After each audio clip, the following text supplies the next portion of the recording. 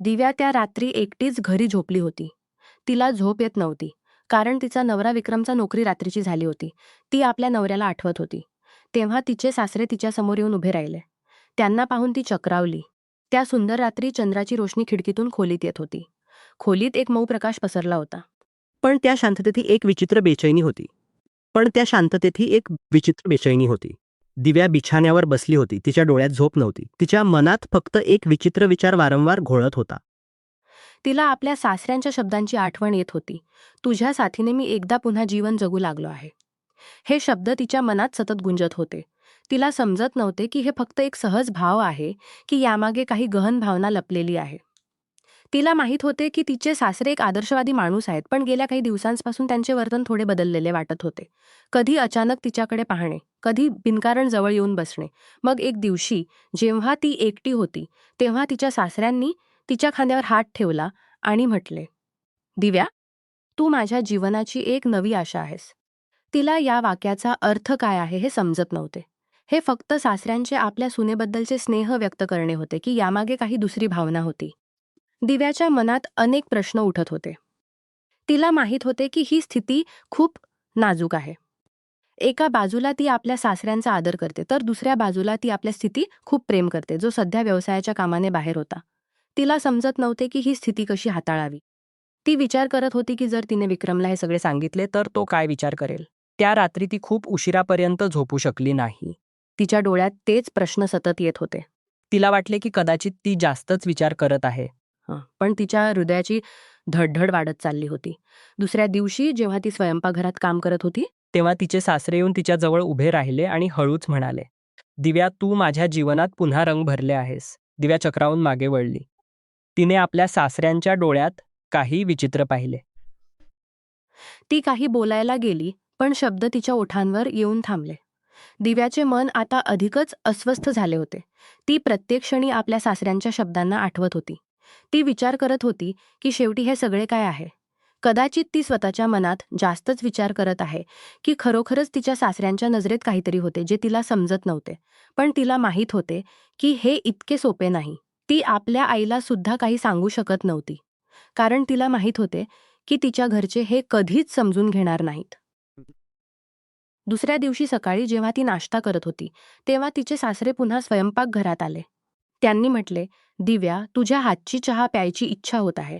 दिव्याने हळू हसत म्हटले, जी पापा, आत्ताच आणते. पण तिचे हात थरथरत होते. तिने चहा केला आणि त्यांच्यासमोर ठेवला. जेव्हा ती जाणार होती, तेव्हा त्यांनी तिचा हात पकडला आणि म्हटले, दिव्या, तुला माहीत आहे का, तुझ्या हसण्यात एक विचित्र आकर्षण आहे जे मला जगण्याची आशा देते. दिव्याचा चेहरा लाल झाला. तिला समजत नव्हते की यावर कशी प्रतिक्रिया द्यावी. ती काही क्षण गप्प राहिली. मग हळूच म्हणाली, पापा, तुम्ही असं का म्हणत आहात? तिच्या सासऱ्यांनी हलकेच हसत म्हटले, दिव्या, जीवनात अनेकदा आपल्याशी जोडलेल्या भावनांचा एहसास उशिरा होतो. आणि जेव्हा होतो तेव्हा समजते की जीवनात काही नातेसंबंध वेळेच्या पलीकडे असतात. हे ऐकून दिव्याची धडधड वेगवान झाली.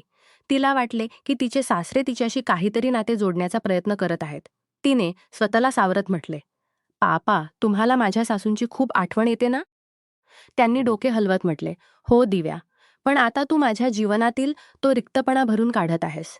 दिव्या स्वतःला आता रोखू शकली नाही.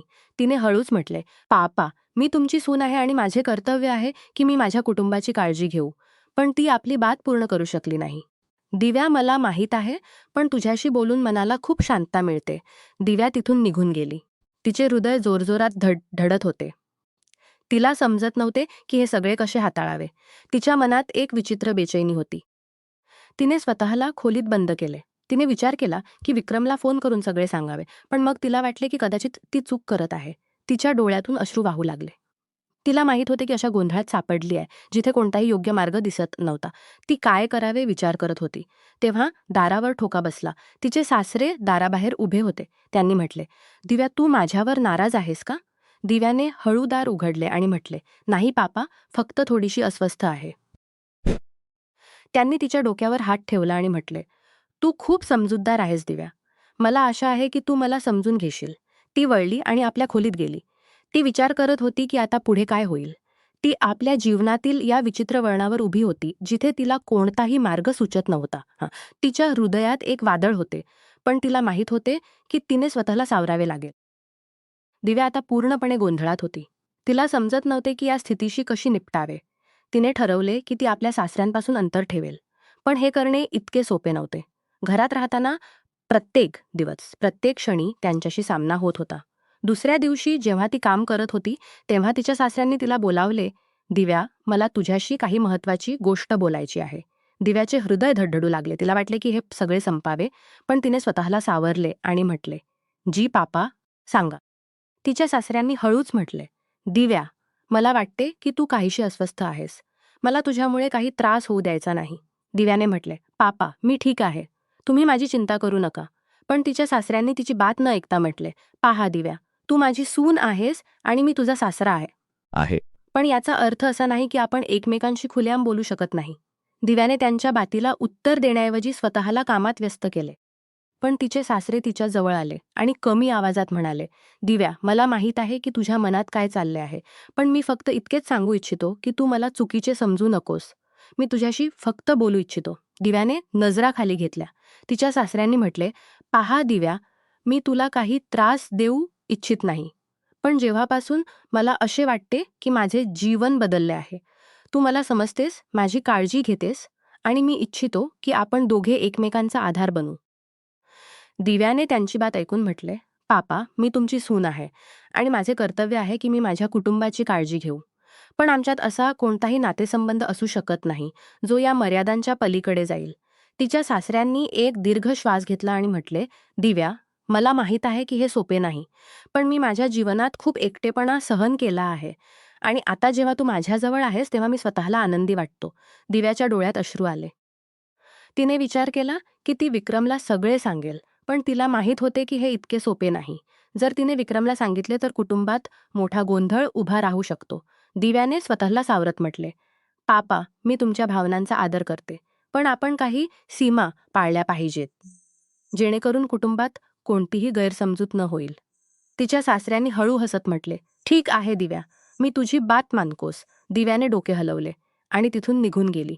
ती विचार करत होती की आता तिने काय करावे. पुढील काही दिवस तिने आपल्या सासऱ्यांपासून अंतर ठेवले, पण तिच्या सासऱ्यांनी तिला अनेकदा जवळ बोलावण्याचा प्रयत्न केला. ती प्रत्येक वेळी एखादा बहाणा करून टाळत होती. पण एक दिवशी जेव्हा ती आपल्या खोलीत एकटी होती, तेव्हा तिचे सासरे तिच्या खोलीत आले. दिव्या चक्रावली. तिने म्हटले, पापा, तुम्ही इथे का आलात? तिच्या सासऱ्यांनी म्हटले, दिव्या, मी तुझ्याशी शेवटची एकदा बोलू इच्छितो. दिव्याने म्हटले, पापा, मला तुमच्याशी काही बोलायचे नाही. पण तिच्या सासऱ्यांनी तिची कलाई पकडली आणि म्हटले, दिव्या, माझी बात ऐक. दिव्याने स्वतःला सोडवण्याचा प्रयत्न केला, पण तिच्या सासऱ्यांनी तिला जोरात पकडले. दिव्या घाबरली. तिने आपल्या सासऱ्यांना ढकलले आणि बाहेर पळून गेली. ती थेट आपल्या खोलीत जाऊन दार बंद केले. तिचे हृदय जोरजोरात धडधडत होते. तिला समजत नव्हते की आता काय करावे. तिने ठरवले की आता ती आणखी गप्प राहणार नाही. ती विक्रमला सगळे सांगेल, मग पुढे काहीही होऊ दे. तिने फोन उचलला आणि विक्रमचा नंबर लावला. पण तिचे हात थरथरत होते. तिने स्वतःला शांत करण्याचा प्रयत्न केला आणि फोन केला. विक्रमने फोन उचलला. हॅलो दिव्या, सगळे ठीक आहे ना? दिव्याची आवाज थरथरत होता. तिने म्हटले, विक्रम, मला तुझ्याशी काही खूप महत्त्वाची गोष्ट बोलायची आहे. विक्रमने चिंतेने म्हटले, काय झाले दिव्या? विक्रम, ही गोष्ट फोनवर होऊ शकत नाही. तू लवकर घरी येऊ शकतोस का? विक्रमने म्हटले, ठीक आहे, मी ऑफिसवरून निघतो, तू चिंता करू नकोस. दिव्याने फोन ठेवला आणि दीर्घ श्वास घेतला. तिला माहीत होते की आता ही एक नवी सुरुवात असेल, असा निर्णय जो तिच्या संपूर्ण जीवनाला बदलू शकतो. विक्रमच्या घरी परतण्याची वाट पाहताना दिव्याने मनात मनात स्वतःला तयार केले. मग काहीही होऊ दे, आता ती सत्याचा सामना करेल. ती विचार करत होती की विक्रम तिची बात समजून घेईल की ही गोष्ट त्यांच्या नात्यात आणखी एक वादळ उभे करेल. तिची बेचैनी वाढत चालली होती आणि त्याच वेळी विक्रमच्या गाडीच्या हॉर्नची आवाज आली.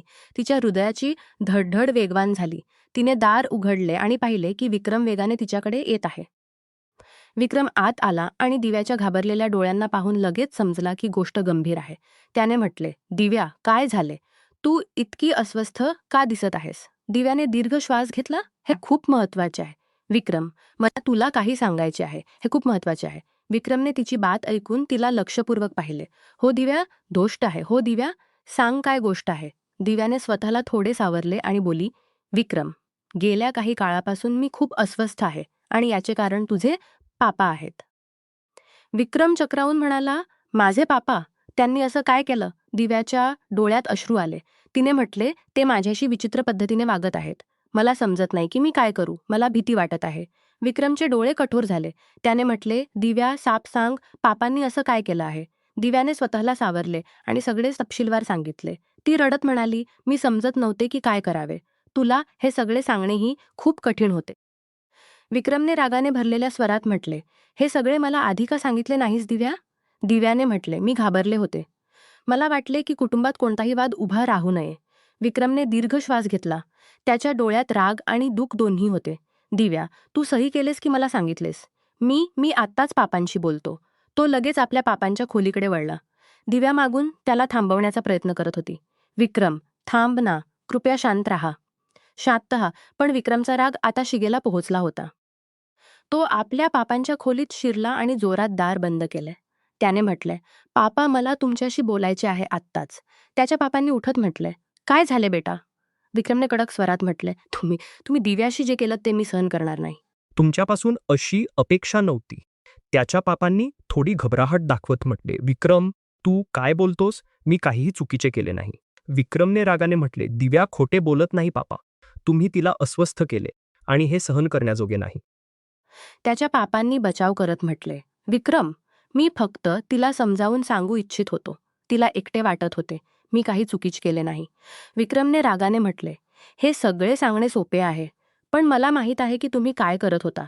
जर तुम्ही पुन्हा असं केलं तर मी हे घर सोडून जाईन. पण विक्रमने त्यांना थांबवत म्हटले, पापा, तुमच्याकडे फक्त एक विनंती आहे, दिव्यापासून दूर राहा. दिव्या दाराजवळ उभी राहून सगळे ऐकत होती. तिच्या डोळ्यातून अश्रू वाहत होते, पण तिच्या हृदयात एक दिलासा होता की विक्रमने तिचा साथ दिला. तिने विचार केला की आता कदाचित गोष्टी सुधारतील, पण तिला माहीत होते की हा मार्ग सोपा नाही. विक्रम आपल्या पापांच्या खोलीतून बाहेर आला आणि दिव्याजवळ येऊन तिला गळ्यात घेतले.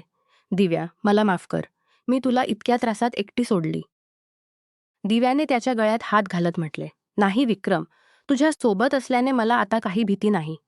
विक्रमने म्हटले, मी नेहमी तुझ्या सोबत आहे दिव्या, आणि आता आपण दोघे मिळून या समस्येचा सामना करू. दिव्याने डोके हलवले. तिला जाणवले की प्रेम आणि सत्याच्या जोरावर ते दोघे कोणत्याही अडचणीचा सामना करू शकतात. पण हे शेवट होते की कथेत अजून काही अनकही गोष्टी शिल्लक होत्या. पुढील दिवसात विक्रम आणि दिव्याने आपले नाते अधिक मजबूत केले. पण घरातील वातावरण तणावपूर्ण राहिले. विक्रमचे पापा स्वतःला घरातील इतर सदस्यांपासून वेगळे करून घेतले होते. दिव्याला समजत होते की एक संघर्ष आता एका नव्या वळणावर आला आहे आणि तिला अजून संघर्ष करावा लागेल. शेवटी तिने विचार केला, ही कथा अजून संपली नाही, अजून खूप काही बाकी आहे. कदाचित वेळेनुसार प्रत्येक जखम भरून येईल आणि प्रेमाची विजय होईल. पुढील काही दिवस घरात एक विचित्र सन्नाटा छायला होता. विक्रमचे पापांचे वर्तनही बदलले होते. ते बहुतेक वेळा आपल्या खोलीत बंद राहत आणि कुटुंबातील कोणत्याही सदस्याशी बोलत नसत. विक्रम आणि दिव्यालाही समजत नव्हते की ही स्थिती कशी हाताळावी. दिव्याने अनेकदा प्रयत्न केला की विक्रमच्या पापांशी बोलावे, पण प्रत्येक वेळी त्यांनी तिला टाळले. एक दिवशी तिने हिंमत जमवली आणि त्यांच्या खोलीच्या दारावर ठोका दिला. आतून काही आवाज आला नाही. तिने दाराला थोडा धक्का दिला आणि पाहिले की ते आपल्या खुर्चीवर बसले होते. त्यांच्या डोळ्यात खोल उदासीनता आणि एकटेपणा स्पष्ट दिसत होता. दिव्याने हळूच म्हटले, पापा, मी आत येऊ शकते का? त्यांच्या पापांनी तिच्याकडे न पाहता म्हटले, हो, ये. दिव्याने हळू पावले टाकत आत जाऊन म्हटले, पापा, मला तुमच्याशी बोलायचे आहे. त्यांनी तिच्याकडे पाहिले. त्यांचे डोळे थकलेले दिसत होते. त्यांनी म्हटले, सांग दिव्या. दिव्याने आपला आवाज मऊ ठेवत म्हटले, पापा, मला माहीत आहे की तुम्ही माझ्यावर नाराज आहात, पण माझी इच्छा फक्त इतकीच आहे की या घरातील वातावरण पुन्हा आधीसारखे आनंदी होईल. त्यांच्या पापांनी थोडा वेळ गप्प राहून म्हटले, दिव्या, मला तुझी कोणती बात समजत नाही. मी फक्त एकटा राहू इच्छितो. माझ्याशी कोणी बोलू नकोस. दिव्याने हार न मानता म्हटले, पापा, तुम्ही माझ्यावर किंवा विक्रमावर नाराज होऊन स्वतःला आणि आम्हाला दुःखी करत आहात. मला माहीत आहे की कदाचित मी तुम्हाला चुकीचे समजले असेल, पण आपण सर्व कुटुंब आहोत आणि आपण एकत्र राहिले पाहिजे. त्यांच्या पापांनी दीर्घ श्वास घेतला आणि म्हटले, मी कधीच इच्छित नव्हते की घरात असा तणाव असावा, पण माझ्याही काही भावना आहेत ज्या कदाचित कोणी समजत नाही. दिव्याने त्यांच्या डोळ्यात पाहत म्हटले, पापा, आम्ही तुमच्या भावनांना समजून घेण्याचा प्रयत्न करू, पण तुम्हीही आम्हाला समजा. मी इच्छिते की आपण पुन्हा एक कुटुंबासारखे एकत्र राहू. त्यांच्या पापांच्या डोळ्यात काही मऊपणा आला. त्यांनी म्हटले, दिव्या, कदाचित तू बरोबर म्हणते आहेस. मलाही कदाचित चूक झाल्याची जाणीव झाली आहे. पण दिव्याने लगेच म्हटले, पापा, चूक कोणापासून होत नाही. आपण सर्व माणसे आहोत. आपण माफ करायला आणि एकमेकांना समजून घ्यायला शिकले पाहिजे. त्यांच्या पापांच्या डोळ्यात अश्रू आले. त्यांनी म्हटले, कदाचित मी तुला चुकीचे समजले आणि स्वतःलाही. दिव्याने हसत म्हटले, पापा, जर तुम्हाला हवे असेल तर सगळे आधीसारखे होऊ शकते. आपण सर्व पुन्हा आनंदी राहू शकतो. त्यांनी पहिल्यांदा हसत म्हटले, कदाचित तू बरोबर म्हणते आहेस दिव्या. मी प्रयत्न करेन. दिव्याने आनंदाने म्हटले, धन्यवाद पापा. मला विश्वास आहे की सगळे ठीक होईल. त्या दिवसानंतर विक्रमच्या पापांचे वर्तन बदलू लागले. त्यांनी दिव्याशी बोलण्याचा प्रयत्न केला आणि विक्रमशीही आपले नाते सुधारण्याचा प्रयत्न केला. हळूहळू घरातील वातावरण पुन्हा सामान्य होऊ लागले. पण एक गोष्ट अजूनही दिव्याच्या मनात खटकत होती. तिला जाणून घ्यायचे होते की या सगळ्यामागे खरा कारण काय होता. एक दिवशी तिने विक्रमला म्हटले, विक्रम, तू कधी विचार केला आहे का की पापांचे असं वर्तन का होते? विक्रमने डोके हलवत म्हटले, हो दिव्या, मीही विचार करतो. पण मी कधी त्यांना विचारण्याची हिंमत केली नाही. दिव्याने म्हटले, कदाचित आपण त्यांच्याशी बोलले पाहिजे. त्यांना समजून घेण्याचा प्रयत्न केला पाहिजे. विक्रमने सहमती दाखवत डोके हलवले आणि म्हटले, हो, आपण प्रयत्न करू, पण कदाचित आपण थोडा वेळ देऊ. दिव्याने म्हटले, ठीक आहे, पण आपण त्यांना एकटे सोडू शकत नाही. आपण त्यांच्याजवळ राहिले पाहिजे. विक्रमने तिची बात मानली. ते दोघे मिळून आता एक नवी सुरुवात करण्याच्या तयारीत होते.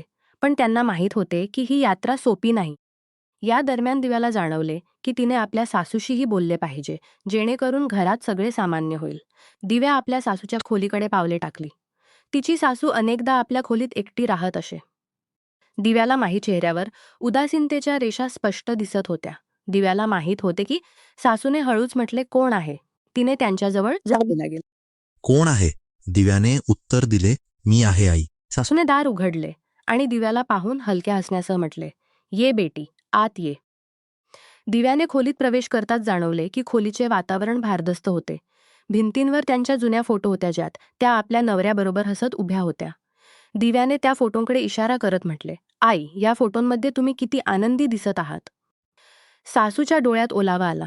त्यांनी हळू स्वरात, वेगळा होता दिव्या. तेव्हा सगळे ठीक होते, सगळे आनंदी होते. दिव्याने त्यांच्याजवळ बसत म्हटले, आई, मला माहीत आहे की काही गोष्टी बदलतात. पण आपण त्या आनंदी क्षणांना परत आणू शकत नाही का? सासूने दीर्घ श्वास घेतला आणि म्हटले, दिव्या, मी नेहमीच इच्छिते की या घरात सगळे आनंदी राहावे, पण कधी कधी परिस्थिती आपल्या नियंत्रणात नसते. दिव्याने त्यांच्या डोळ्यात पाहत म्हटले, आई, जर आपण सर्व मिळून प्रयत्न केला तर कदाचित आपण या परिस्थितीला बदलू शकतो. पापा सुद्धा आता बदलण्याचा प्रयत्न करत आहेत. सासूने डोके हलवत म्हटले, मला माहीत आहे बेटी, पण माझ्या हृदयात एक भीती आहे जी मला शांतपणे जगू देत नाही. दिव्याने हळूच विचारले, कशी भीती आई? सासूने आपल्या आवाजातील वेदना लपवण्याचा प्रयत्न करत म्हटले, मला भीती वाटते की जर मी पुन्हा सर्वांवर विश्वास ठेवला आणि पुन्हा तेच सगळे घडले तर कदाचित मी तुटून जाईन. दिव्याने त्यांचा हात थांबटत म्हटले, आई, तुम्ही एकटी नाही आणि आपण सर्व मिळून ही भीती दूर करू. सासूच्या डोळ्यात थोडी आशेची चमक आली. त्यांनी म्हटले, जर तू म्हणतेस तर मीही प्रयत्न करेन. दिव्याने त्यांना गळ्यात घेतले आणि म्हटले, आपण सर्व मिळून एक नवी सुरुवात करू आई. त्या दिवसानंतर दिव्याने आपल्या सासूबरोबर वेळ घालवायला सुरुवात केली. त्यांना हसवण्याचा प्रयत्न केला, त्यांच्याबरोबर गप्पाघरात जेवण केले आणि हळूहळू त्यांचे मन बदलू लागले. विक्रमनेही आपल्या वडिलांबरोबर आपले नाते सुधारण्याचा प्रयत्न केला. तो अनेकदा त्यांच्याबरोबर बसत त्यांचे अनुभव ऐकत आणि त्यांना समजून घेण्याचा प्रयत्न करत. हळूहळू कुटुंबातील अंतर अंतर कमी होऊ लागले. घरातील वातावरण पुन्हा आनंदी होऊ लागले. एक दिवशी जेव्हा पूर्ण कुटुंब एकत्र बसले होते, तेव्हा दिव्याने हिंमत जमवत म्हटले, पापा, आई, आपण एकदा पुन्हा त्या जुन्या मंदिरात जाऊ का, जिथे आपण सर्वांनी पहिल्यांदा एकत्र पूजा केली होती. विक्रमच्या पापांनी चक्रावत म्हटले, तुला ते आठवते? दिव्याने हसत म्हटले, हो पापा, ती आपली पहिली पूजा होती ज्यात आपण सर्व एकत्र होतो आणि तो दिवस खूप खास होता. सर्वांनी या विचारावर सहमती दर्शवली. ते सर्व मिळून मंदिराला जाण्याची तयारी करू लागले. मंदिरात पोहोचल्यावर जुनी आठवणी ताज्या झाल्या. सर्वांनी मिळून पूजा केली आणि एक नवी सुरुवात करण्याची इच्छा व्यक्त केली. मंदिराबाहेर पडताना विक्रमच्या पापांनी दिव्याला म्हटले, दिव्या, आज मला समजले की तू या घराची खरी शक्ती आहेस. तू आपण सर्वांना पुन्हा जोडले आहेस. दिव्याने नम्रतेने म्हटले, पापा, कुटुंबाच्या आनंदासाठी काहीही करणे हे माझे सौभाग्य आहे. त्या दिवसानंतर घरात सगळे बदलले. विक्रम आणि दिव्याचे नाते अधिक गहन झाले आणि कुटुंबातील सर्व कडवटपणा गोडव्यात बदलला.